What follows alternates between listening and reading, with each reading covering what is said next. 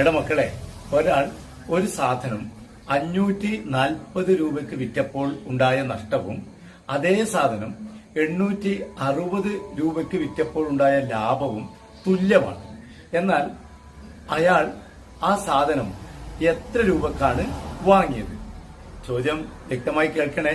ഒരാൾ ഒരു സാധനം 540 രൂപയ്ക്ക് വിറ്റപ്പോൾ കിട്ടിയ നഷ്ടവും അതേ സാധനം 860 രൂപയ്ക്ക് വിറ്റപ്പോൾ കിട്ടിയ ലാഭവും തുല്യമായാൽ അയാൾ അത് എത്ര രൂപക്കാണ് വാങ്ങിയത്? എടാ മക്കളെ, ഇങ്ങനൊരു ചോദ്യം വന്നാൽ നിങ്ങൾ അധികമൊന്നും ചിന്തിക്കേണ്ടതില്ല. രണ്ട് സംഖ്യകൾ തമ്മിൽ കൂട്ടുക. 540ഉം 860ഉം കൂട്ടിയാൽ എത്ര കിട്ടും? 1400. ആ 1400നെ 2 കൊണ്ട് ഭാഗിക്കുക. എത്രയാ ഉത്തരം? 700. അപ്പോൾ അദ്ദേഹത്തിന്റെ വാങ്ങിയ വില എത്രയായിരിക്കും? 700. എടാ മക്കളെ, നിങ്ങൾ ഒറ്റ കാര്യം ചിന്തിച്ചാൽ മതി. ഇങ്ങനൊരു ചോദ്യം വന്നാൽ, നഷ്ടവും ലാഭവും തുല്യമായി വന്നാൽ വാങ്ങിയ വില കാണാൻ 2 കൂട്ടി 2 കൊണ്ട് ഹരിച്ചാൽ മതി.